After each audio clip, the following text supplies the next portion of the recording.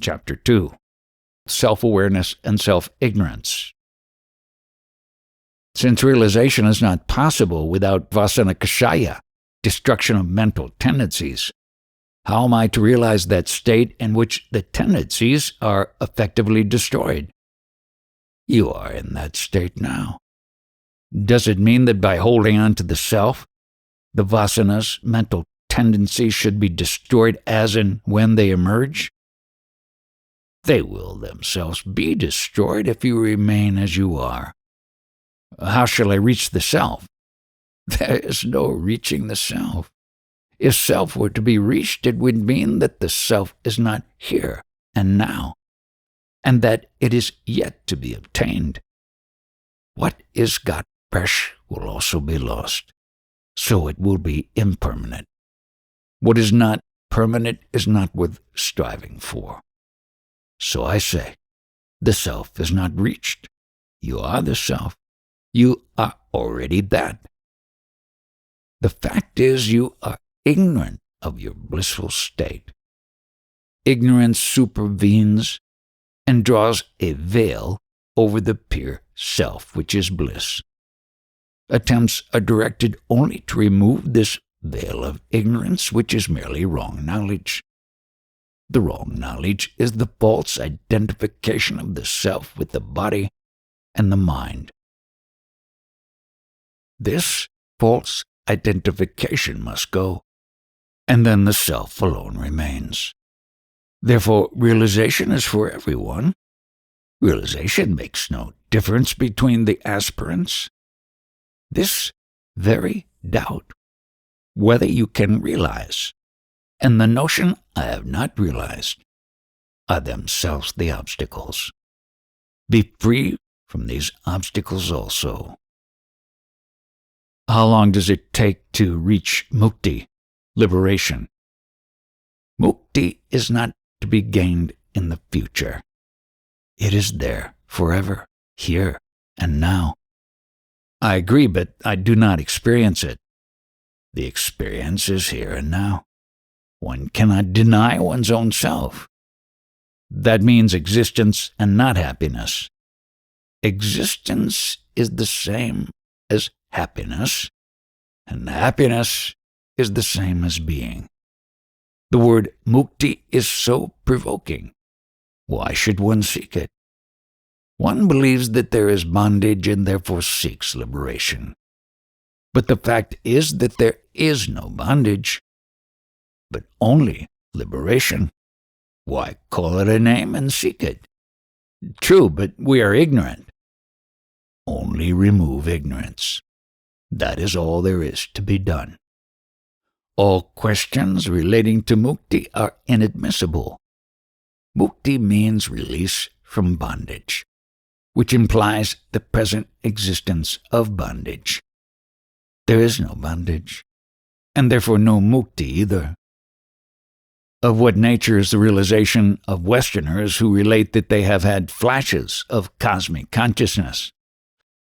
It came as a flash and disappeared as such. That which has a beginning must also end. Only when the ever-present consciousness is realized will it be permanent. Consciousness is indeed always with us. Everyone knows I am. No one can deny his own being. The man in deep sleep is not aware. While awake he seems to be aware. But it is the same person. There is no change in the one who slept and the one who is now awake. In deep sleep, he was not aware of his body, and so there was no body consciousness. In the wakeful state, he is aware of his body, and so there is body consciousness. Therefore, the difference lies in the emergence of body consciousness, and not in any change in the real consciousness. The body and body consciousness arise together and sink together. All this amounts to saying that there are no limitations in deep sleep, whereas there are limitations in the waking state. These limitations are the bondage, The feeling, the body is I, is the air. This false sense of I must go. The real I is always there. It is here and now. It never appears anew and disappears again. That which is must also persist forever. That which appears anew will also be lost. Compare deep sleep and waking. The body appears in one state but not in the other. Therefore the body will be lost. The consciousness was pre-existent and will survive the body. But there is no one who does not say, I am.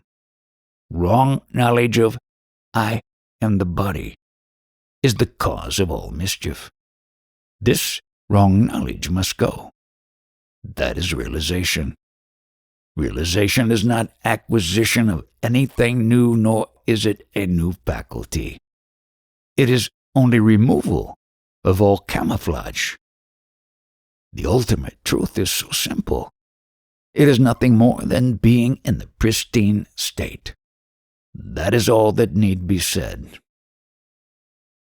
Is one nearer to pure consciousness in deep sleep than in the waking state?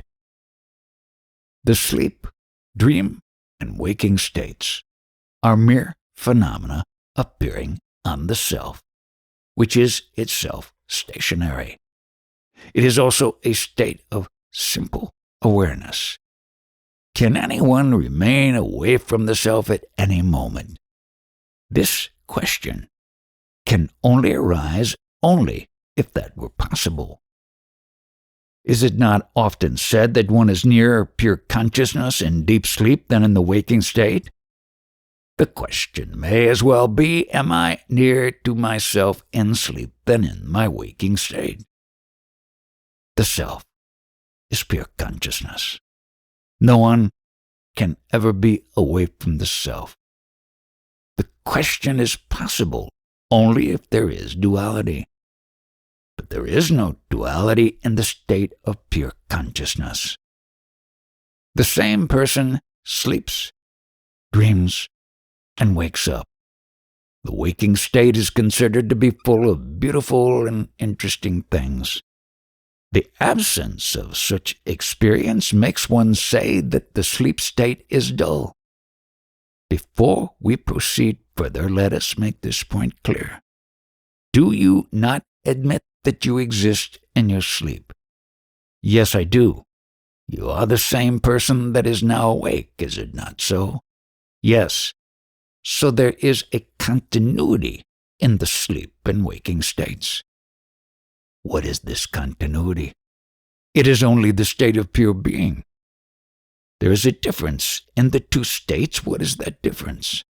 The incidents, namely the body. The world and objects appear in the waking state, but they disappear in sleep. But I am not aware in my sleep. True. There is no awareness of the body or of the world. But you must exist in your sleep in order to say, now, I was not aware in my sleep. Who says so? It is the wakeful person. The sleeper cannot say so. That is to say, the individual who is now identifying the self with the body says that such awareness did not exist in sleep. Because you identify yourself with the body, you see the world around you and you say that the waking state is filled with beautiful and interesting things. The sleep state appears dull because you were not there as an individual, and therefore these things were not. But what is the fact? There is the continuity of being in all the three states, but no continuity of the individual and the objects. Yes, that which is continuous is also enduring. That is permanent. That which is discontinuous is transitory. Yes, therefore the state of being is permanent, and the body and the world are not. They are fleeting phenomena passing on the screen of being consciousness, which is eternal and stationary. Relatively speaking, is not the sleep state nearer to pure consciousness than the waking state? Yes, in this sense. When passing from sleep to waking, the I-thought individual self must start and the mind must come into play.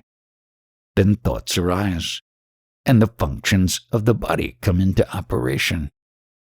All these together make us say that we are awake.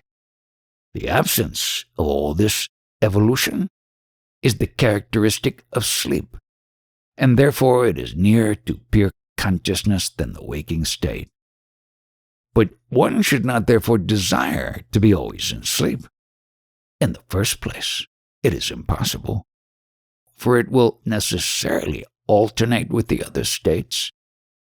Secondly, it cannot be the state of bliss in which jnana is, for his state is permanent and not alternating. Moreover, the sleep state is not recognized to be one of awareness by people, but the sage is always aware. Thus, the sleep state differs from the state in which the sage is established. Still more, the sleep state is free from thoughts and their impression on the individual. It cannot be altered by one's will because effort is impossible in that condition. Although nearer to pure consciousness, it is not fit for efforts to realize the self. Is not the realization of one's absolute being, that is, Brahmanyana, something quite unattainable for a layman like me? Brahmanyana is not a knowledge to be acquired, so that acquiring it one may obtain happiness. It is one's ignorant outlook that one should give up. The self you seek to know is truly yourself. Your supposed ignorance causes you needless grief, like that of the 10 foolish men who grieved at the loss of the 10th man, who was never lost. The 10 foolish men in the parable forded a stream, and on reaching the other shore wanted to make sure that all of them had in fact safely crossed the stream. One of the 10 began to count, but while counting, the others left himself out. I see only 9. Sure enough, we have lost one. Who can it be? He said. Did you count correctly? Asked another, and did the counting himself. But he too counted only 9. One after the other of the 10 counted only 9, missing himself. We're only 9, they all agreed. But who is the missing one? They asked themselves. Every effort they made to discover the missing individual failed.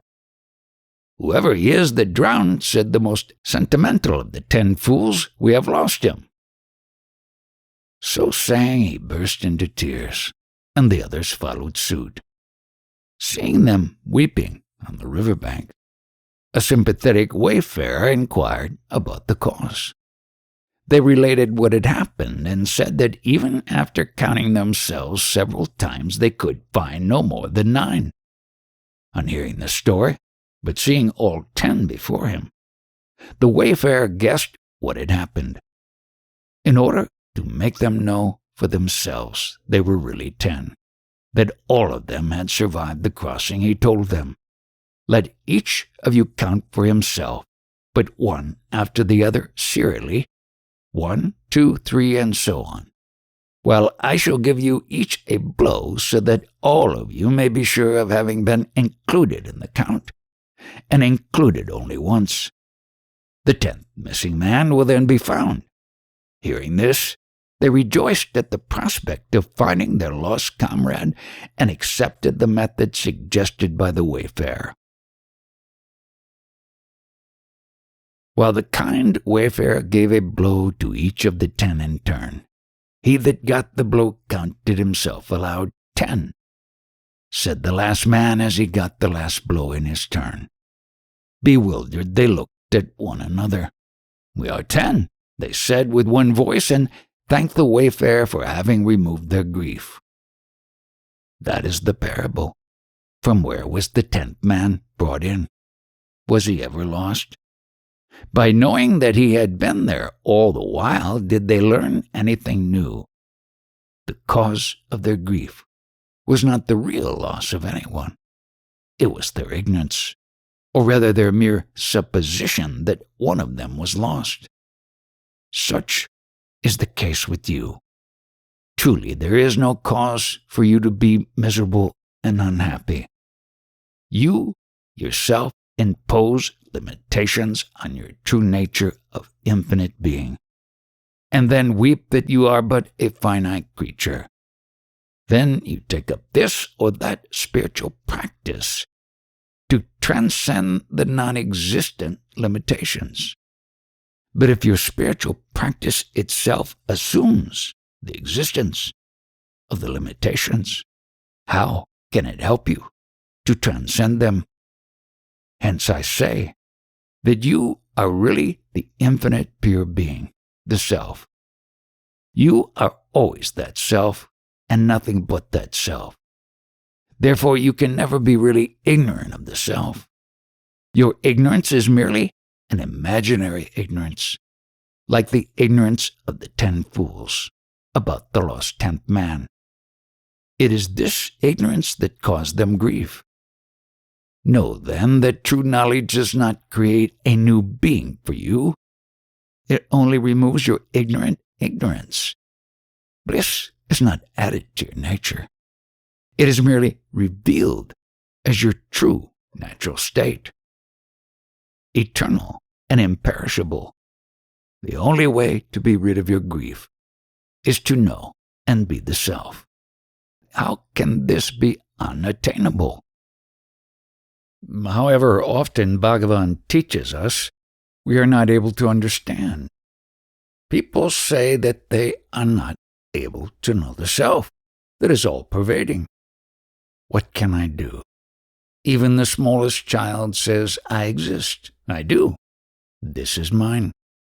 So everyone understands this thing I is always existent.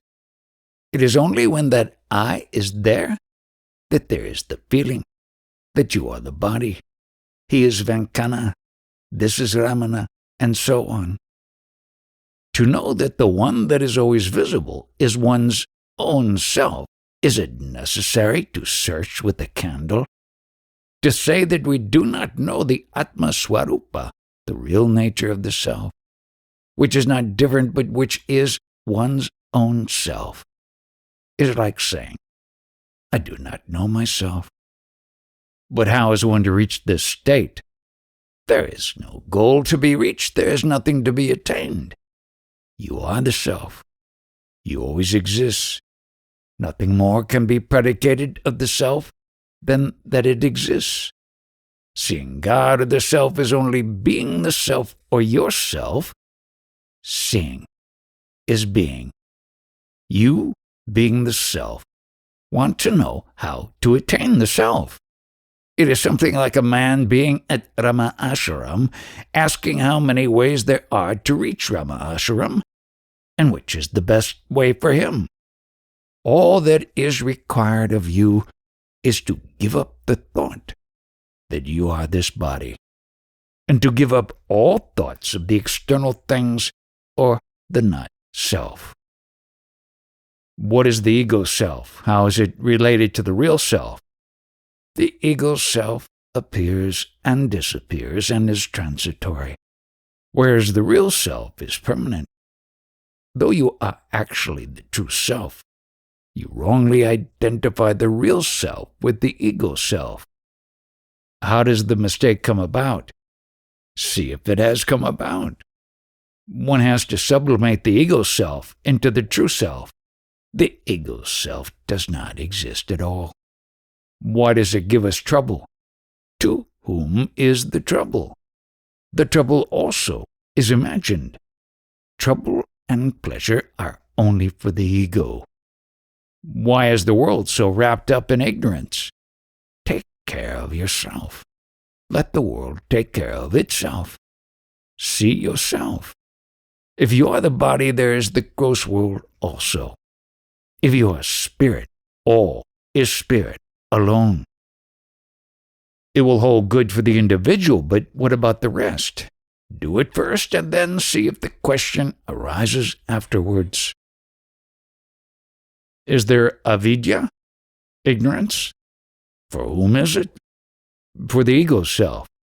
Yes, for the ego. Remove the ego and avidya is gone. Look for it. The ego vanishes and the real self alone remains. The ego professing avidya is not to be seen. There is no avidya in reality. All shastras, scriptures, are meant to disprove the existence of avidya. How did the ego arise? Ego is not. Otherwise, do you admit of two selves? How can there be avidya in the absence of the ego? If you begin to inquire, the avidya which is already non-existent will be found not to be, or you will say it has fled away. Ignorance pertains to the ego. Why do you think of the ego and also suffer? What is ignorance again? It is that which is non-existent. However, the worldly life requires the hypothesis of avidya. Avidya is only our ignorance and nothing more. It is ignorance or forgetfulness of the self. Can there be darkness before the sun? Similarly, can there be ignorance before the self-evident and self-luminous self? If you know the self, there will be no darkness, no ignorance, and no misery. It is the mind which feels the trouble and the misery. Darkness never comes nor goes. See the sun, and there is no darkness. Similarly, see the self, and avidya will be found not to exist. How has the unreal come? Can the unreal spring from the real? See if it has sprung. There is no such thing as the unreal. From another standpoint, the self alone exists. When you try to trace the ego, which is the basis of the perception of the world and everything else, you find the ego does not exist at all, and neither does all this creation that you see. It is cruel of God's Leela play to make the knowledge of the self so hard. Knowing the self is being the self, and being means existence, one's own existence. No one denies one's existence any more than one denies one's eyes, although one cannot see them. The trouble lies with your desire to objectify the self, in the same way as you objectify your eyes when you place a mirror before them.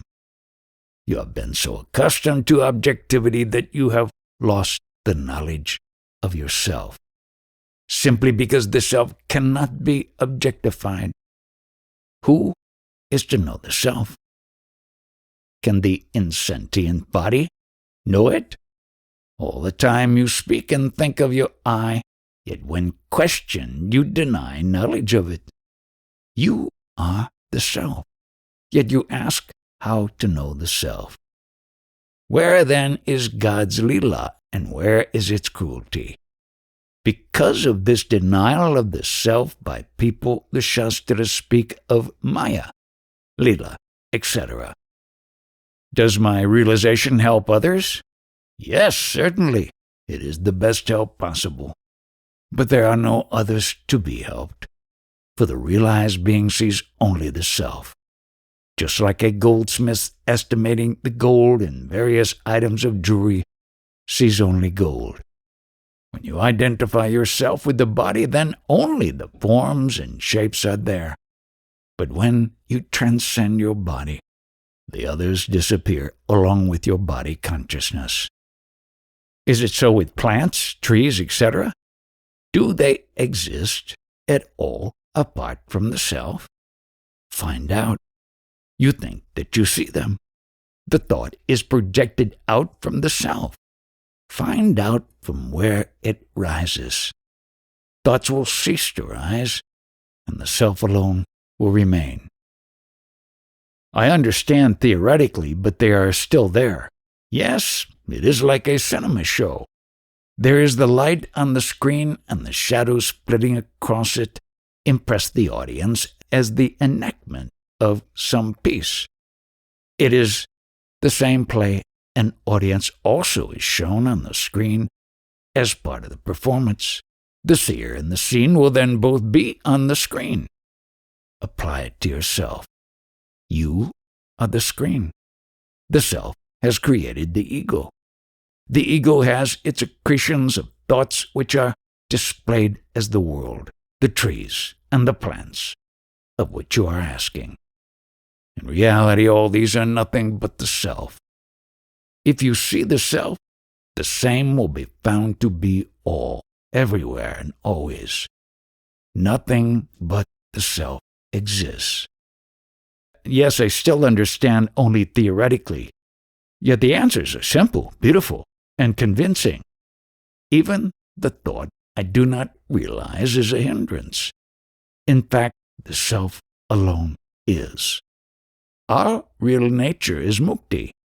But we are imagining, we are bound, and are making various strenuous attempts to become free, while we are all the while free. This will be understood only when we reach that stage. We will be surprised that we were frantically trying to attain something which we have always been and are. An illustration will make this clear. A man goes to sleep in this hall. He dreams he has gone on a world tour, is roaming over hill and dale, forest and country, desert and sea, across various continents, and after many years of weary, strenuous travel, returns to this country, reaches Tiruvannamalai, enters the ashram and walks into the hall. Just at that moment, he wakes up and finds he has not moved an inch but was sleeping where he lay down.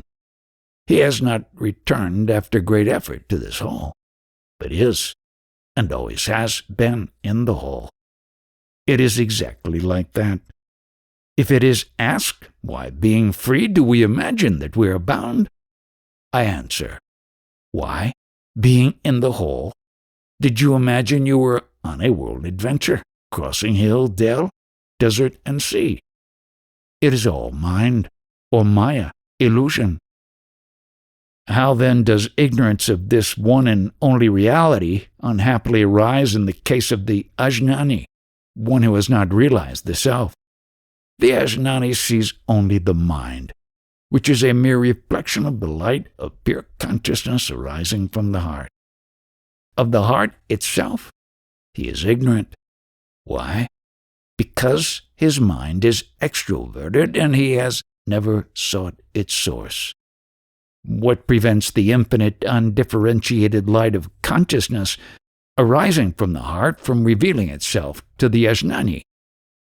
Just as water in a pot reflects the enormous sun within the narrow limits of the pot, even so, the vasanas or latent tendencies of the mind of the individual acting as the reflecting medium catch the all-pervading, infinite light of consciousness arising from the heart. The form of this reflection is the phenomenon called the mind. Seeing only this reflection, the ajnani is deluded into the belief that he is a finite being, the jiva, the individual self. What are the obstacles which hinder realization of the self? There are habits of mind, vasanas. How to overcome the mental habits? By realizing the self. This is a vicious cycle. It is the ego which raises such difficulties, creating obstacles and then suffering from the perplexity of apparent paradoxes. Find out who makes the inquiries, and the self will be found. Why is this mental bondage so persistent? The nature of bondage is merely the rising ruinous thought, I am different from the reality. Since one surely cannot remain separate from the reality, reject that thought whenever it rises. Why do I never remember that I am the self? People speak of memory and oblivion of the fullness of the self. Oblivion and memory are only thought forms. They will alternate so long as there are thoughts. But reality lies behind these. Memory or oblivion must be dependent on something. That something must be foreign to the self as well. Otherwise there would not be oblivion. That upon which memory and oblivion depend is the idea of the individual self. When one looks for it, this individual I is not found because it is not real. Hence this I is synonymous with illusion or ignorance, maya, avidya, or ajnana. To know that there never was ignorance is the goal of all the spiritual teachings. Ignorance must be of one who is aware. Awareness is jnana. Jnana is eternal and natural. Ajnana is unnatural and unreal. Having heard this truth, why does not one remain content? Because samskaras, innate mental tendencies, have not been destroyed. Unless the samskaras cease to exist, there will always be doubt and confusion. All efforts are directed to destroying doubt and confusion. To do so, the roots must be cut. Their roots are the samskaras. These are rendered ineffective by practice as prescribed by the guru.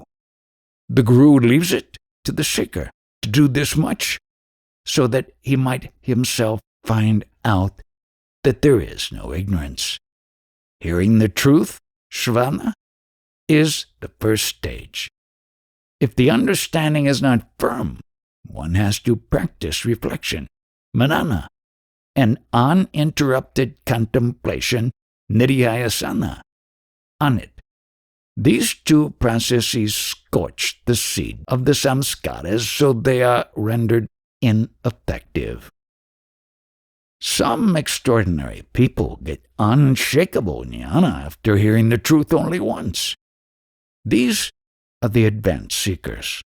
Beginners take longer to gain it. How did ignorance, avidya, arise at all? Ignorance never arose. It has no real being. That which is only vidya, knowledge. Why then do I not realize it? Because of the samskaras. However, find out who does not realize and what he does not realize. Then it will be clear that there is no avidya. So it is wrong to begin with a goal, is it? If there is a goal to be reached, it cannot be permanent. The goal must already be there. We seek to reach the goal with the ego, but the goal exists before the ego. What is in the goal is even prior to our birth, that is, to the birth of the ego. Because we exist, the ego appears to exist too. If we look on the self as the ego, then we become the ego. If as the mind, we become the mind. If as the body, we become the body.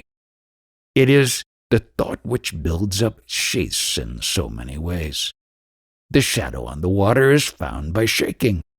Can anyone stop the shaking of the shadow? If it would cease to shake, you would not notice the water, but only the light. Similarly, take no notice of the ego and its activities, but see only the light behind. The ego is the thought I. The true I is the self. If it is just a question of giving up ideas, then it is only one step to realization. Realization is already there.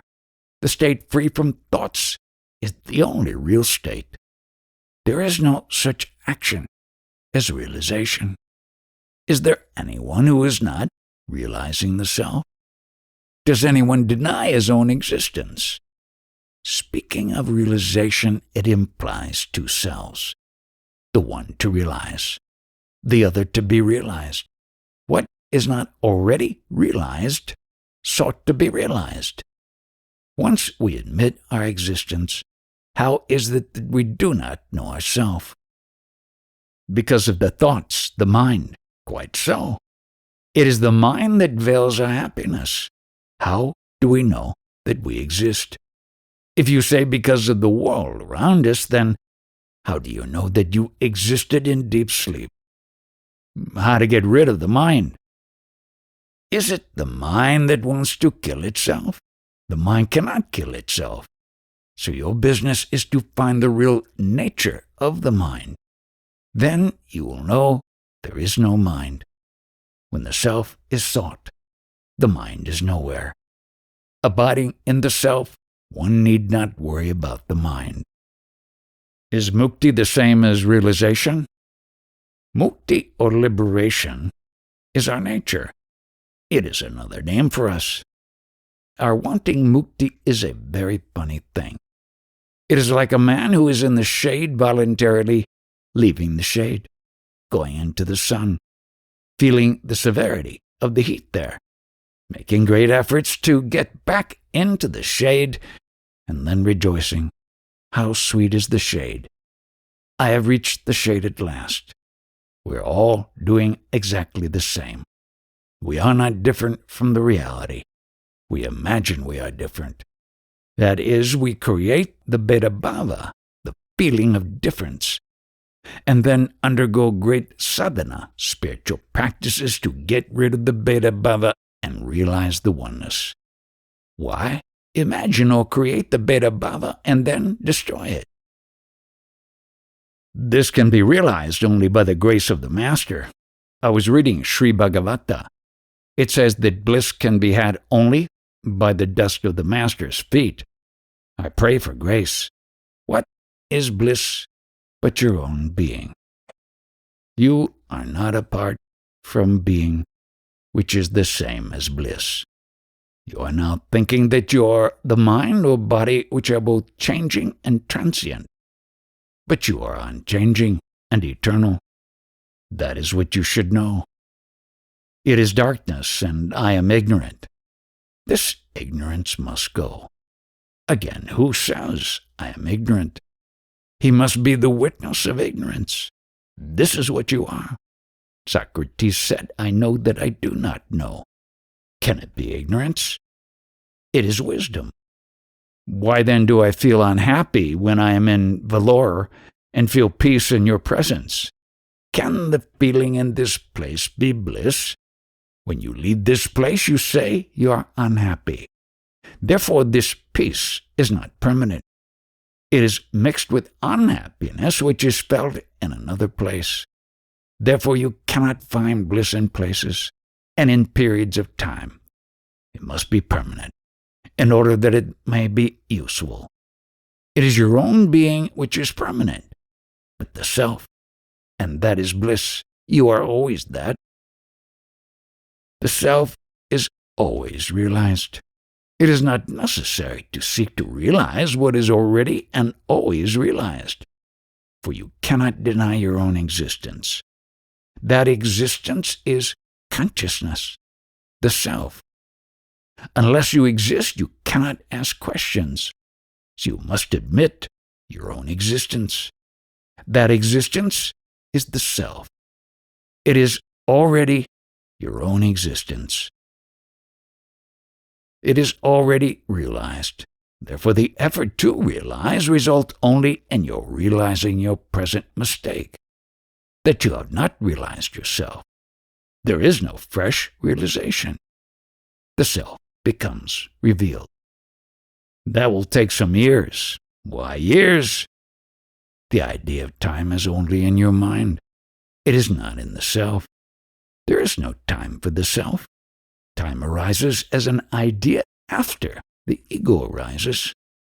But you are the self beyond time and space. You exist even in the absence of time and space. Were it true that you realize it later means that you are not realized now. Absence of realization in the present moment may be repeated at any moment in the future. For time is infinite, so too such realization is impermanent. But that is not true. It is wrong to consider realization to be impermanent. It is the true, eternal state which cannot change. Yes, I shall understand it in the course of time. You are already that. Time and space cannot affect the self. They are in you. So also all that you see around you is in you. There's a story to illustrate this point. A lady had a precious necklace round her neck.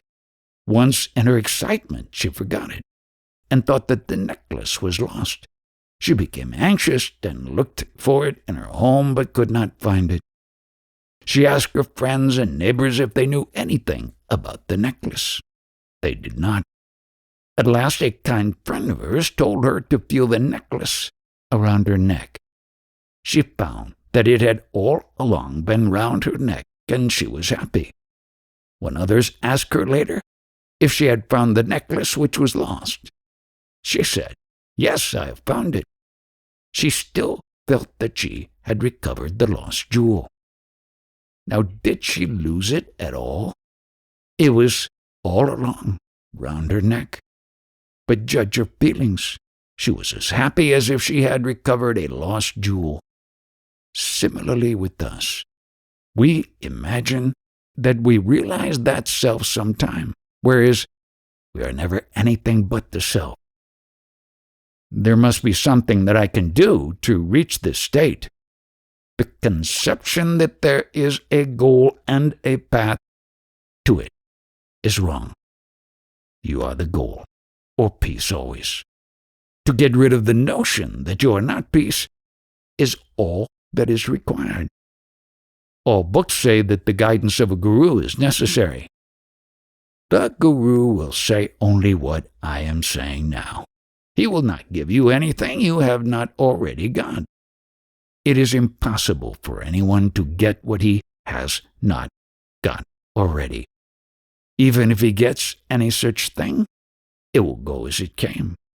What comes will also go.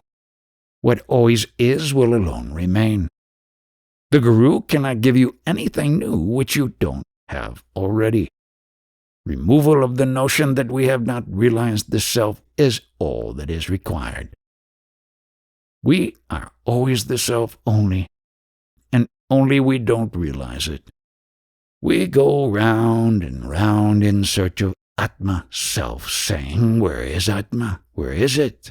Till at last, the dawn of Jnana Drishti, vision of knowledge, is reached, and we say, "This is Atma, this is me." We should acquire that vision.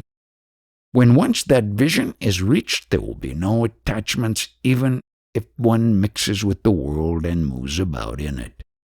When once you put on shoes, your feet do not feel the pain of walking on any number of stones or thorns on the way.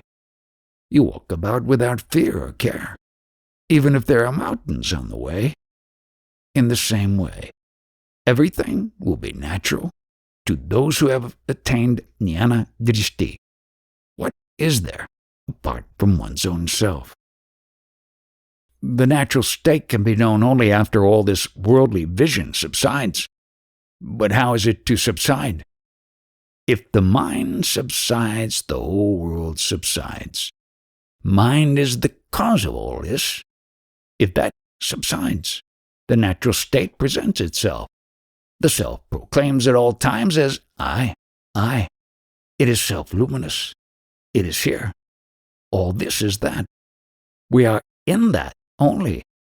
Being in it, why reach for it? The ancients say, making the vision absorbed in jnana, one sees the world as Brahman.